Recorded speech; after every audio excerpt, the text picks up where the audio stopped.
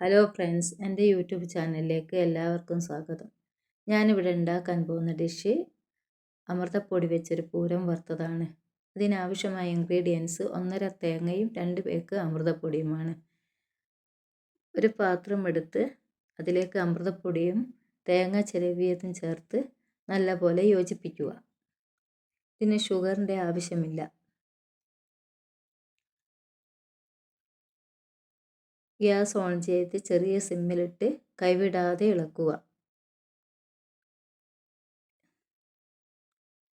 5 ഏലക്കായ് പൊടിച്ചത് ചേർക്കുക. അല്പം റോസ് വാട്ടർ ചേർക്കുക. അതിനുശേഷം കരിഞ്ജീരകവും ചേർത്ത് നെയ്യും ചേർത്ത് നല്ലപോലെ ഇളക്കുക.